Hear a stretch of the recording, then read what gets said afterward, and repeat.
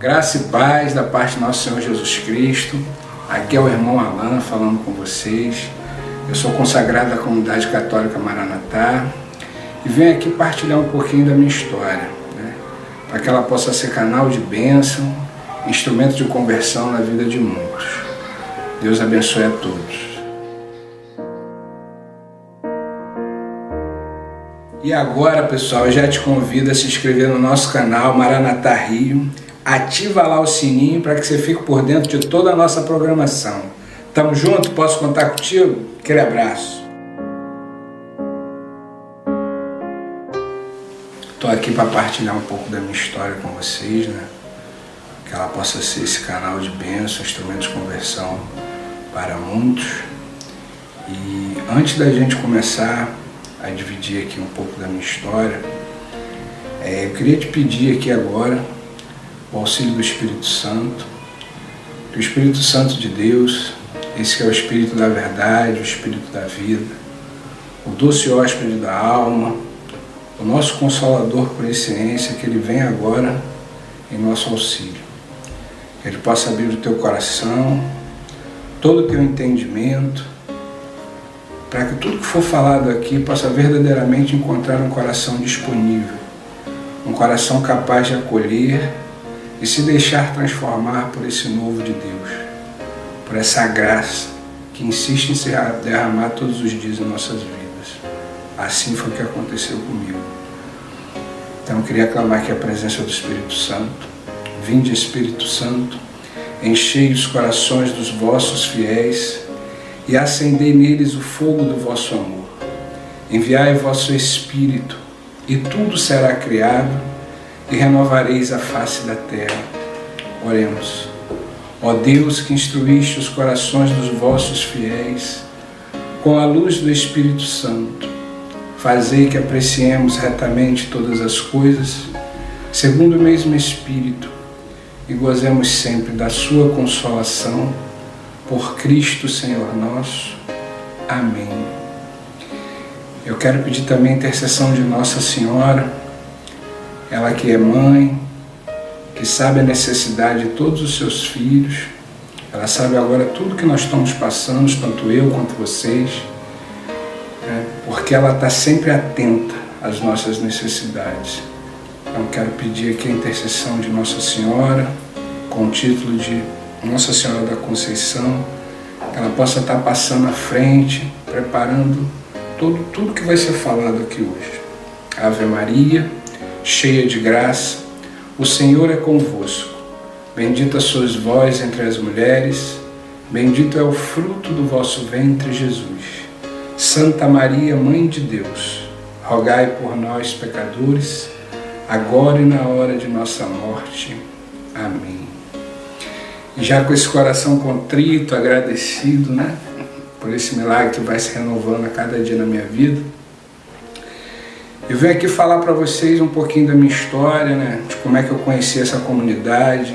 Já fazem 12 anos, foi em 2008, mas eu não cheguei aqui, sorrindo como eu estou hoje, com esse sentimento de gratidão que todo dia que eu acordo, eu coloco nos meus lábios e na minha boca. Quando eu cheguei nessa comunidade, eu vinha de uma história de uso de drogas,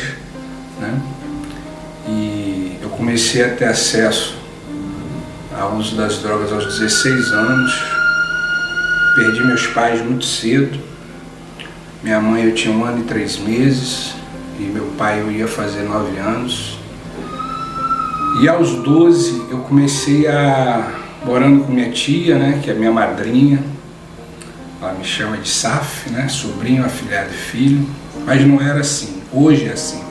O meu tio, que era irmão do meu pai, me assumiu financeiramente, logo em seguida, aos 12 anos mais ou menos, ele faleceu, junto com a minha irmã mais velha,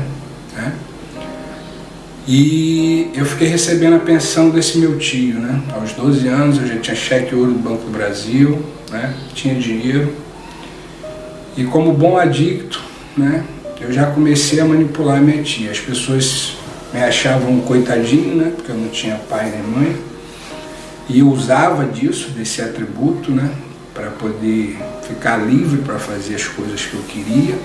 Dinheiro eu tinha. E aí quando as pessoas vinham me chamar a atenção, me reclamar alguma coisa, eu sempre argumentava. Eu não tenho pai, não tenho mãe.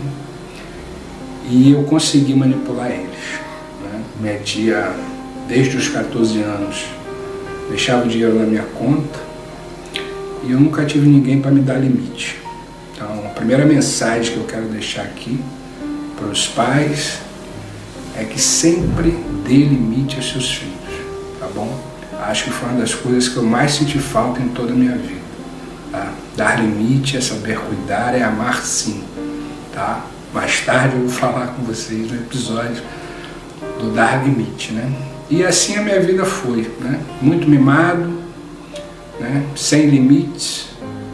E aos 16 anos eu tive o primeiro contato com as drogas, mas apesar disso tudo, eu era muito estudioso, né? Coloquei no meu coração que eu tinha que cuidar das minhas irmãs, porque eu tinha perdido meus pais. Só quem gostava de estudar era eu. E aí eu acreditei nisso, né? E realmente eu estudava bastante. E com mais ou menos 20 anos, né? Já fazendo uso, só que não era um uso diário, geralmente era em festas, posso dizer assim, recreativo, né? Porque o pecado, quando vem, ele sempre vem assim, né? Seduzindo, ele não vem desmoralizando, nem escravizando a gente. A primeira parte dele é a sedução. E assim eu fui sendo seduzido, né? Minha droga de escolha foi a cocaína, né? Eu não tinha muita resistência com a maconha, mas a cocaína, né, eu descobri o Brasil. Eu era um menino muito tímido, né, não tinha muito sucesso com as meninas. E aí eu descobri um negócio, que eu falava pra caramba, não tinha muita resistência para beber. E aí quando eu usei, eu comecei a aguentar beber mais e mais e mais, né, falava bastante, tinha todas as meninas à minha disposição.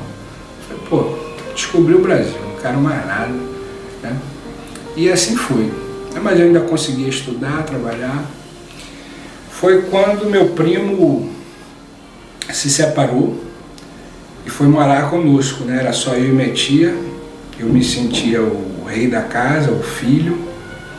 Só que quando meu primo, que era o filho verdadeiro, foi morar conosco, eu comecei a comparar a forma de tratar da minha tia comigo, que não era o filho verdadeiro, com o filho que era verdadeiro. E aí foi quando eu comecei a ter problemas verdadeiramente com a droga. Minhas irmãs sabiam do meu uso, né, mas eu sempre comecei a trabalhar com 19 anos, já dava aula, né, tinha meu dinheiro, então, a priori, elas achavam que era só lazer. E aí eu comecei a sumir, né, quando foi acontecendo os primeiros sumiços, eu entrei em crise existencial. Eu não sou filho, né? Entrei naquelas coisas que quando a gente não está bem, né? Emocionalmente. E aí eu comecei a sumir 1 dia, 2 dias, 3 dias, cada dia me afundando mais nas drogas. A faculdade eu já comecei a repetir os semestres, os trabalhos eu comecei a perder sucessivos trabalhos, né? Eu dava aula, era bem conceituado.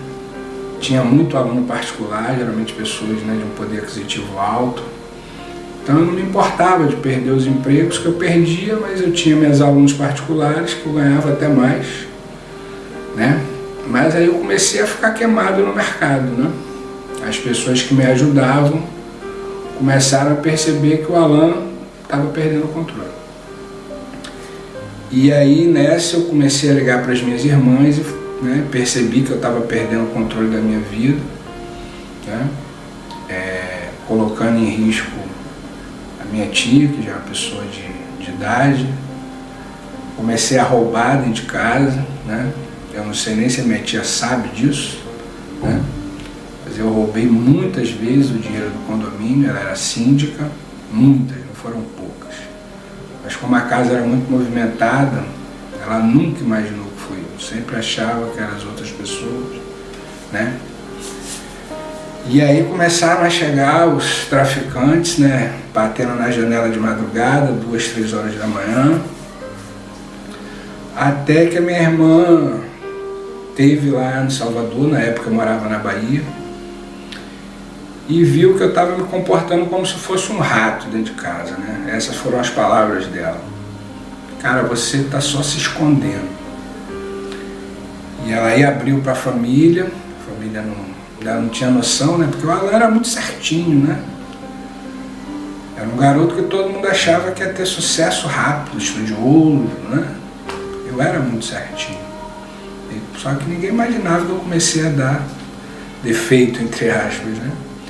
E aí quando minha irmã abriu o jogo para a família, eu briguei sério com ela e minha tia começou a ficar muito preocupada, né? Todas as vezes que eu saía, ficava me ligando para saber onde eu estava. Quando eu falei com ela, eu falei, tia, eu vou terminar matando a senhora, né?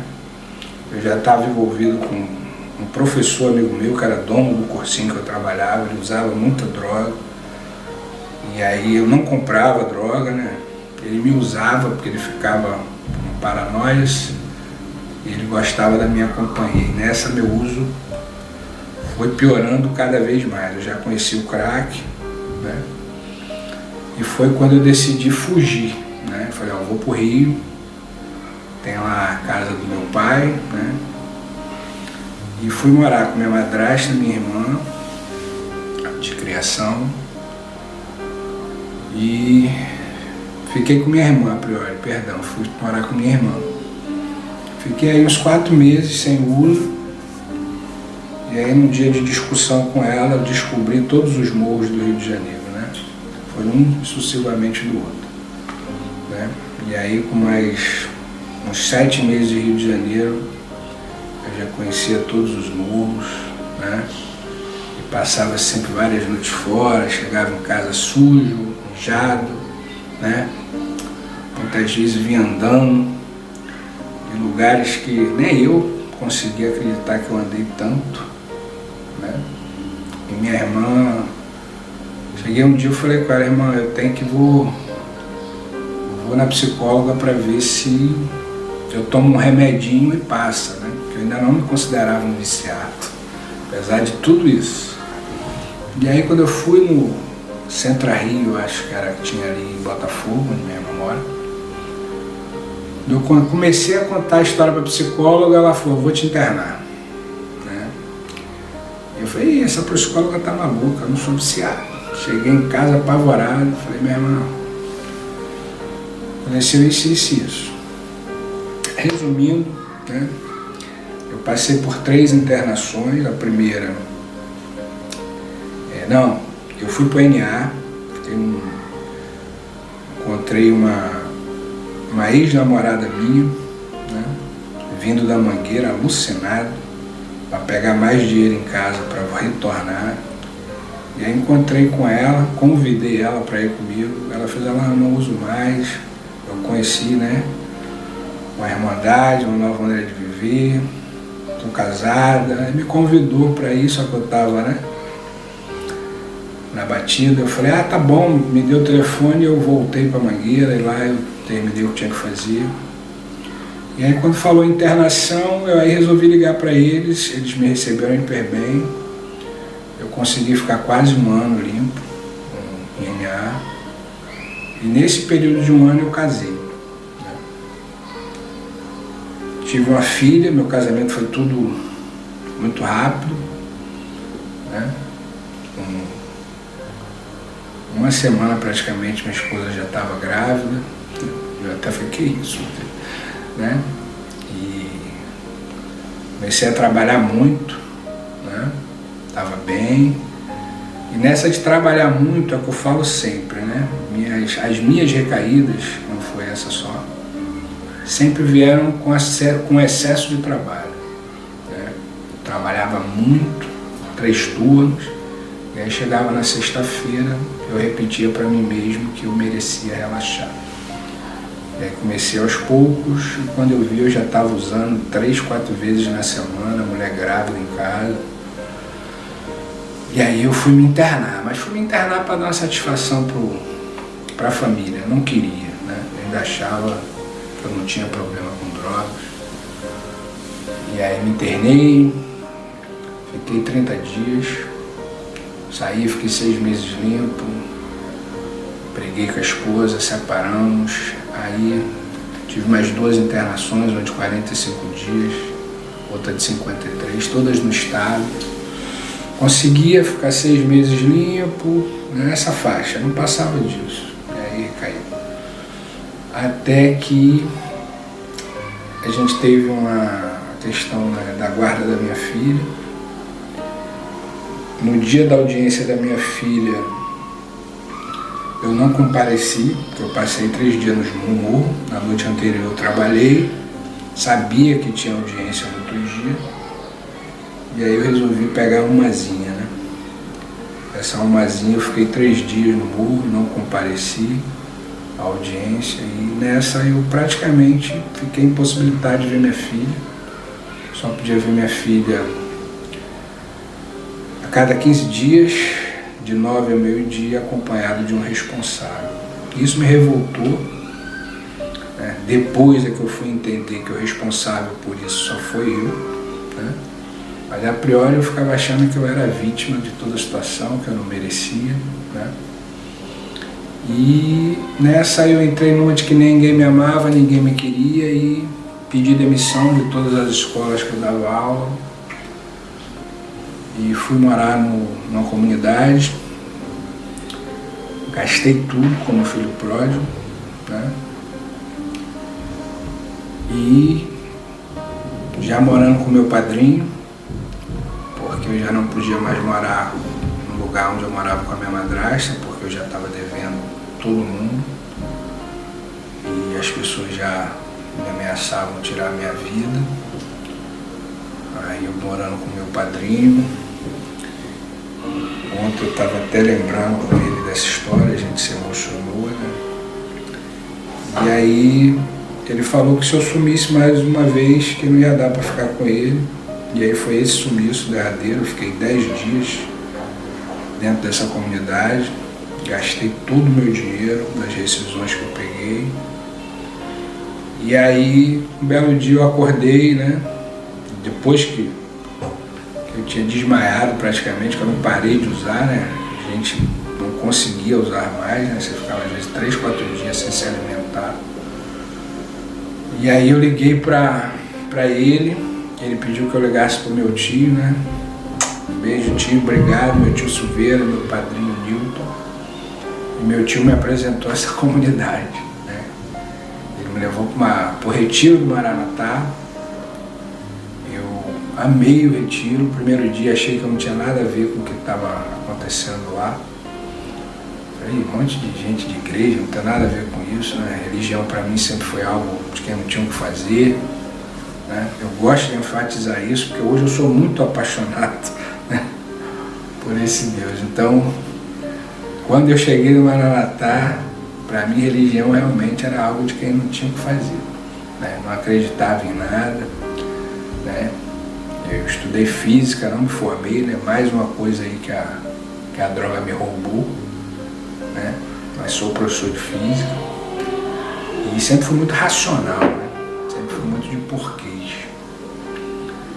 E saí daquele retiro feliz da vida, né? Tudo que eu vivi no sábado, eu não consegui explicar, mas era muito forte, foi muito intenso, batido no Espírito Santo, né? Foi amor à primeira vista. E aí saí contando os dias para dar meu testemunho e agradecer o meu tio e meu padrinho, que era numa quinta-feira. Na quarta-feira eu recaí. Você imagina assim um golpe de misericórdia, né? Falei, caraca, tudo que eu vivi foi mentira, né? O inimigo quase conseguiu, né, que eu desistisse. Mas graças à minha família, a esses dois que não desistiram de mim, né? Meu tio mais uma vez foi me buscar, né, dentro de uma comunidade e me ofereceu a internação no Maranatá. A priori eram 4 meses e eu fiquei meus 9 meses, né? No início, porque eu não podia sair mesmo, né? Não tinha para onde morar, estava devendo pensão, né? Não estou aqui para contar historinha. Então eu fui ficando, aí com 6 meses eu conheci minha esposa, né? Que eu tenho hoje. Namoramos, né? Com um manto figurino, de mãozinha dada. Tudo que eu aprendi nessa comunidade, né? Vivendo castidade. E aí quando eu saí, né? Ela pediu, né? Aos meus tios, ela sabia da minha história toda, né? Que eu não podia voltar para onde eu morava. Se eu podia ir morar com ela, né? E conversei com os meninos, os 2 filhos dela. Me acolheram, né? Abri meu coração, falei toda a verdade. Me acolheram, fiquei 4 meses desempregado. Ela em momento algum me impressionou, ela só falava, amor, o pouco que eu tenho é nosso. Eu fiz tudo que me foi sugerido, toda a minha rotina do sítio. Eu mantive em casa, 3 terços por dia, minha lectio divina e grupo de oração. Quase todas as noites eu estava num grupo, era o único dinheiro que eu gastava. Depois de 4 meses, arrumei 3 empregos, ganhei muito dinheiro, só que me afastou de tudo, né? Eu dava aula os 3 turnos, ainda dava aula sábado, escrevia material didático. Então acho que eu nunca tinha vivido aquilo de depender, né, de uma mulher. E aí quando eu comecei a ganhar e eu poder proporcionar para eles, aquilo ali subiu e eu esqueci do essencial, né?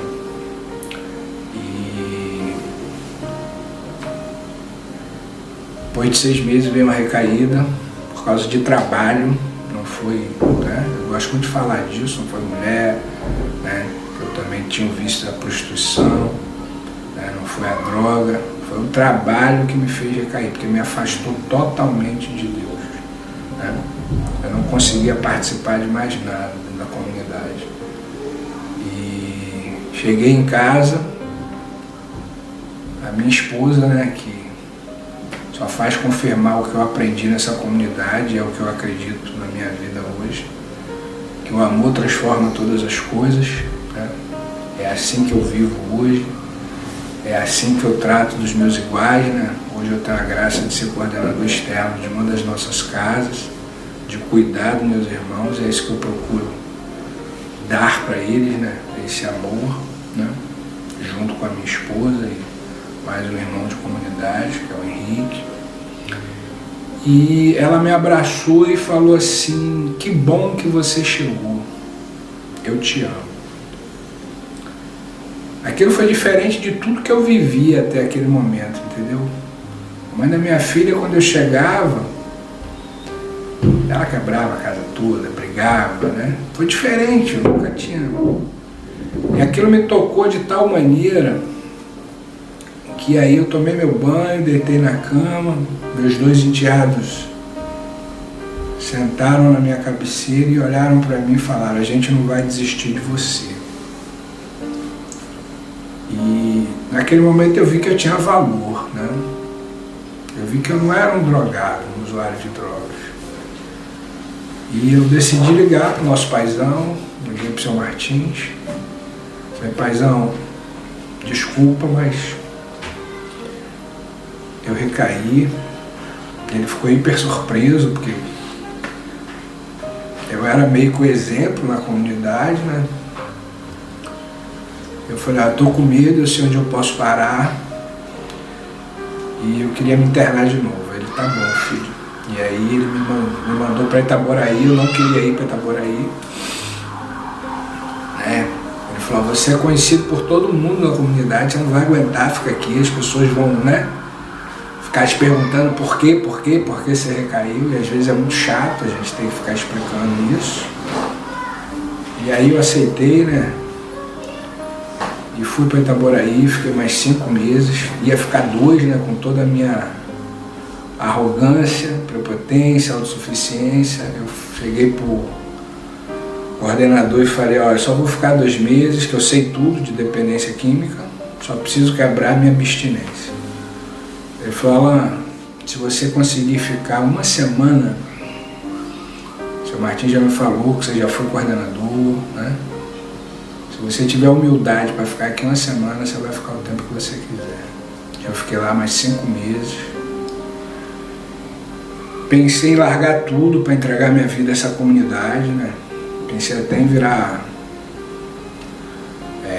largar tudo mesmo, né? E aí eu fui para um retiro. E quando eu cheguei do retiro, a minha esposa, antes de eu falar alguma coisa, ela perguntou: e aí, vai tomar conta da gente? Ou vai...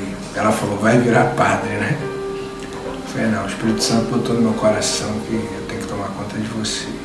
Deixa eu ler uma passagem daqui da Bíblia para vocês, né, que foi uma passagem de conversão na minha história. Ela está em Romanos 6, né? Os versículos do 20 ao 23, né? Essa passagem eu estava internado e quando eu li ela me fez muito a refletir, né? E abrir meu coração para esse novo de Deus. Como eu falei para vocês, eu não era feito às coisas de Deus, né? E ela fala mais ou menos assim, né?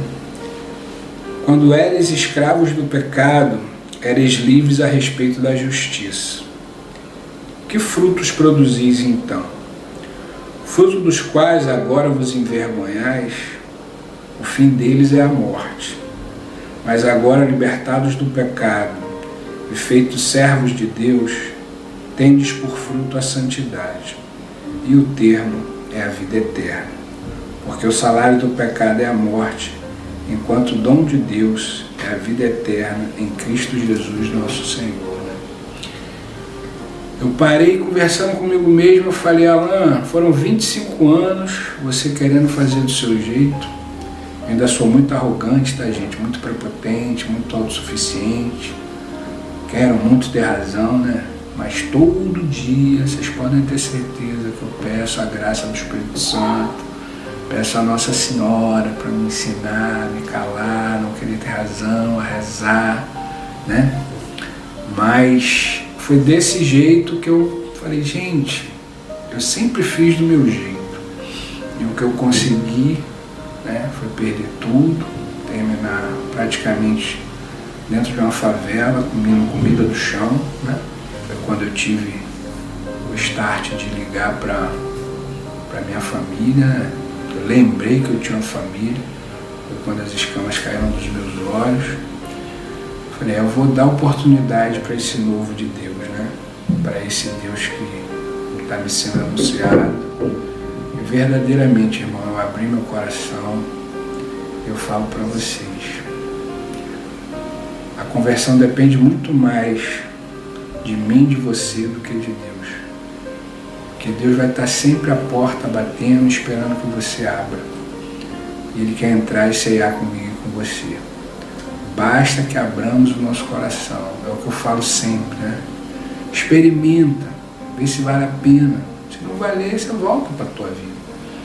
E assim eu fiz, né? E aqui já se vão 12 anos de comunidade, né? 12 anos casado. Meu primeiro casamento demorou 1 ano e 8 meses, né? Hoje eu resgatei o meu direito de ser pai, né?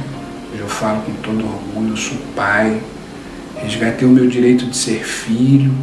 Hoje eu tenho a minha tia, né, que eu chamo de mãe, que me criou, que fala pra mim, o maior orgulho disso: se eu morrer, você é o único que vai saber da minha vida.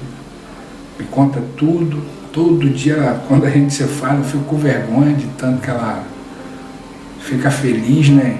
Saber que hoje eu sirvo a Deus, sou esse Deus vivo, esse Deus de amor, esse Deus de misericórdia. Hoje eu sou irmão.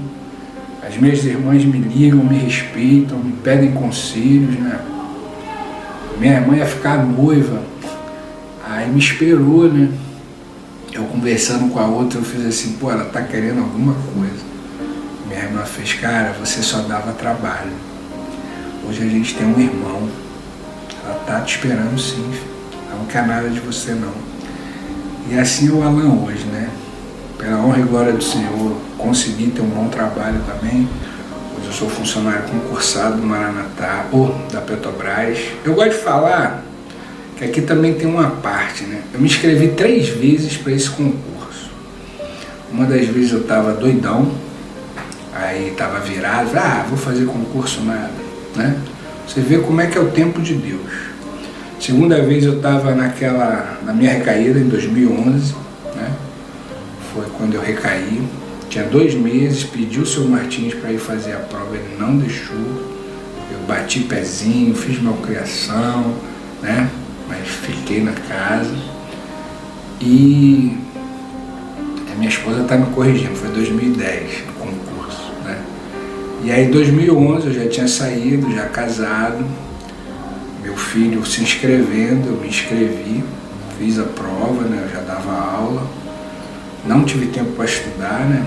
Ficava com vergonha de falar disso, mas depois minha irmã falou, irmão, você estudou tua vida toda, né? E aí eu fiz uma boa prova e cheguei em casa com o sentimento de que eu ia passar nessa prova. Rezei um terço antes de começar a prova, pedindo tranquilidade, pedindo paz a Nossa Senhora para fazer o que eu sabia. E como eu chorei quando eu olhei para aquele espelho, né? Porque o que veio no meu coração é que se eu tivesse passado nesse concurso na primeira vez que eu fiz, eu estaria com certeza morto hoje, porque eu não tinha maturidade para receber a graça que Deus tinha preparado para mim. Acho que naquele momento eu estava preparado para receber. Passei no concurso, passei a trabalhar embarcado, que às vezes é muito difícil para muitos, né? Mas como eu sempre dizia, o que é 14 dias para quem ficou 9 meses internado? Então o Senhor já estava me preparando, não tenho dúvida disso. Eu não gosto de tocar muito nesse assunto assim, né? Fica parecendo que eu estou valorizando a questão financeira. E eu tenho certeza que isso não é essencial na minha vida, né? Hoje, assim, o que eu mais agradeço é eu poder estar servindo dentro da comunidade, é eu poder estar ajudando o meu próximo, é poder estar sendo, né, esse coração misericordioso, o próprio Cristo, né, para todos que vivem nas trevas, né, é poder estar anunciando, é poder estar tendo essa sede de Deus, né, poder verdadeiramente, né, ser essa referência dentro da minha família, né, dentro da minha casa, poder ver a minha filha falar para mim, né, pai, o Senhor é o nome de Deus, né, é poder ver a minha filha querer fazer crisma e me ligar e pedir para eu levar ela, né, e eu poder assim, eu sinto que eu tenho um Deus que cuida de mim nos mínimos detalhes, né. Hoje eu sou muito grato, eu não me permito reclamar da vida, né, porque eu sei onde é que Deus me tirou e eu sei que sem Ele eu não consigo fazer nada. É algo assim que para mim é muito claro. Eu costumo dizer, como Santo Agostinho fala, bendito o pecado que me levou a conhecer a Deus. Porque para muitos, quando eu vi a minha história de 25 anos de drogadição, de perda de pai, perda de mãe, ficava com pena de mim. Eu mesmo, né, muitas vezes me sentia uma vítima, né, ficava cheio de pena de mim. Mas ainda internado, eu partilhando com o irmão, falava, cara, por que será que eu levei 25 anos, né? Perdi um monte de coisa para poder conhecer a Deus, né? Foi amor à primeira vista, minha relação com Jesus. Eu comecei a ler os evangelhos, foi assim a total identificação. E na mesma hora o Espírito Santo colocou no meu coração, filho, você lembra daquele povo que eu tinha que chegar à terra prometida em 40 dias, levou 40 anos? Assim foi você. Teu coração era muito duro, você era muito prepotente, você era muito arrogante, muito autossuficiente. Você precisou perder para me encontrar. Então hoje eu agradeço a Deus do fundo do meu coração por todas as minhas perdas, né? Eu poder ter descoberto essa comunidade que me ajuda a cada dia, né, a ser mais de Deus. Obrigado, Maranatá. Obrigado, meus irmãos de comunidade, nossos filhos, né? Obrigado por hoje, poder amar, poder servir, poder salvar. Beijo no coração de vocês. Tamo junto.